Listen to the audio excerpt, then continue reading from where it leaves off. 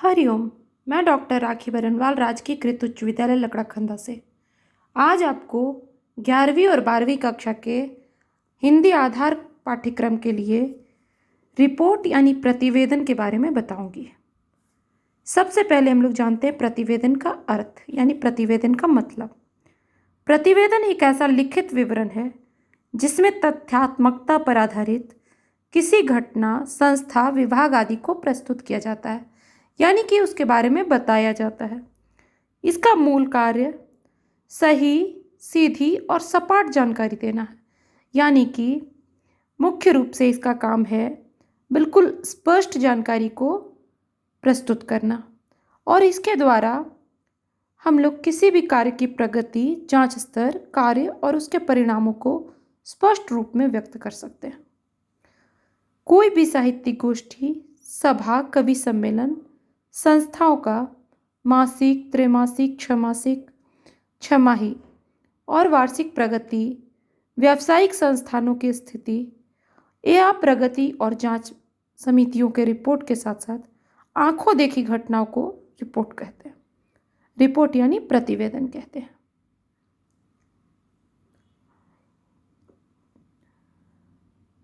Report के द्वारा विभिन्न संस्थाओं और संस्थानों की वर्ष भर की गतिविधियों यानी पूरे साल जो भी घटा उस जगह में उसकी प्रगति का विवरण और संबंधित लोगों तक पहुंचना, और उसे पहुंचाकर सार्वजनिक भी किया जाता है। लोगों को बताया जाता है कि इस संस्था में क्या क्या हुआ। जैसे कोई भी स्कूल हो या कॉलेज हो तो पूरे साल का गतिविधि जो है उसका रिपोर्ट, अगर खेल के लिए प्रस्तुत करना हो तो वार्षिक खेलकूद पर प्रतियोगिता के माध्यम से, अगर पूरे साल क्या क्या सांस्कृतिक कार्यक्रम हुआ उसके बारे में जानना हो तो सांस्कृतिक कार्यक्रम के माध्यम से, और पुरस्कार वितरण समारोह आदि में प्रचार्य या प्राचार्य के द्वारा प्रस्तुत करने का पूरा प्रचलन है।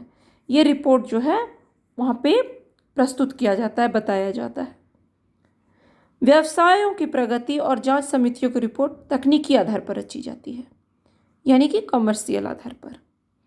ये रिपोर्ट बहुत लंबी होती है और इन्हें छपवा कर उसके प्रत्येक जो मेंबर होते हैं यानी सदस्य होते हैं उन तक भेज दिया जाता है। और ये रिपोर्ट, जांच समितियों की जो रिपोर्ट होती है वो भी कभी कभी इतनी लंबी होती है कि कई कई साल तक चलती रहती है या कई कई महीनों तक चलती रहती है। रिपोर्ट की कौन कौन सी विशेषताएं होती हैं? रिपोर्ट की निम्न विशेषताएं हैं। किसी भी रिपोर्ट को तथ्य पर आधारित होना चाहिए, यानी कि बिल्कुल कोरा कल्पना कोई भी रिपोर्ट नहीं हो सकता है।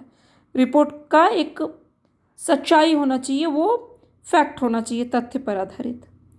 उसकी भाषा जो है सरल सीधी होनी चाहिए, जिसमें मुहावरा, लोकोक्ति आदि नहीं हो, द्व्यर्थी भाषा नहीं होनी चाहिए, और भाषा जो है काव्यमयी भी नहीं होनी चाहिए, ना अलंकार न लक्षण। वो ऐसा नहीं है कि लक्षणा और व्यंजना, बल्कि वो पूरे तरह से अभिधा में ही रचित होनी चाहिए। जो बोलना चाहते हैं वही लिखा जा रहा है। किसी भी शब्द या वाक्य से अलग अलग अर्थ नहीं निकलना चाहिए। मैंने भी बताया था द्व्यर्थी नहीं होना चाहिए, एक ही अर्थ निकलना चाहिए। रिपोर्ट में प्रथम पुरुष का प्रयोग नहीं किया जाना चाहिए। सभी तथ्य सत्य पर आधारित और विश्वसनीय होने चाहिए। उसमें कल्पना का पुट भी नहीं होना चाहिए। कोई भी मिथकीय बात या कोई भी घटना जो कि लगे कि हाँ अलग तरह की, अपने से जोड़ा भी नहीं जाना चाहिए। रिपोर्ट में केवल महत्वपूर्ण तथ्यों को ही स्थान मिलना चाहिए, और रिपोर्ट को संक्षिप्त होना चाहिए, बहुत बड़ा नहीं होना चाहिए। अभी मैंने थोड़ी देर पहले बताया था कि व्यावसायिक रिपोर्ट जो होते हैं वो बहुत लंबे लंबे होते हैं, तो उसको पता करने के लिए चूँकि कुछ खास लोग रहते हैं तो वो लोग अपनी तकनीकी भाषा जानते हैं उसकी, इसलिए उन लोग के लिए वो लंबे रिपोर्ट भी वो लोग पढ़ के अपना समझ लेते हैं। लेकिन जब रिपोर्ट सार्वजनिक रूप से हो तो उस रिपोर्ट को संक्षिप्त ही होना चाहिए। सभी तथ्य क्रमानुसार होने चाहिए ताकि उनसे पूरी जानकारी, व्यवस्थित सूचनाएं ही प्राप्त हो। मतलब जो जानकारी हो एकदम क्रम से होना चाहिए और सटीक ढंग से होना चाहिए। रिपोर्ट को एक उचित शीर्षक देना चाहिए, यानी एक जो भी लगे कि हाँ ये इस विषय में रिपोर्ट है तो उसके बारे में ही वो रिपोर्ट होना चाहिए, उसका शीर्षक। अलग कुछ नहीं होना चाहिए। और रिपोर्ट को विषय एवं तथ्यों के आधार पर अनुच्छेदों में बटा होना चाहिए, यानी अलग अलग पैराग्राफ्स में बांट करके उसे बताना चाहिए। और अब हम बताते हैं प्रतिवेदन लेखन में क्या क्या तत्व आते हैं, मतलब कौन कौन से तत्व हैं जो रिपोर्ट में जरूरी होते हैं। पहली तो बात है तथ्य परकता। रिपोर्ट तथ्यों पर ही आधारित होता है। यह कोई छोटी घटना पर भी हो सकती है और बड़ी घटना पर भी, किंतु जो भी घटना होगी वो तथ्यों उसी के बारे में रिपोर्ट होता है। वो आंकड़ा तथा तथ्य दोनों इसमें जरूरी होते हैं।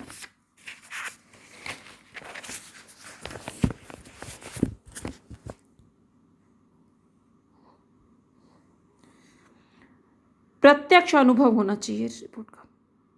रिपोर्ट जो लिखते हैं उनका अपना अनुभव होना चाहिए, वो उसे पढ़ सके, समझ सके, और वो रिपोर्ट जो लिख रहा है उसे घटनास्थल पहुंचकर सामने से वो सामान देखना चाहिए, वो क्या काम देखा तभी उसको लिखना है।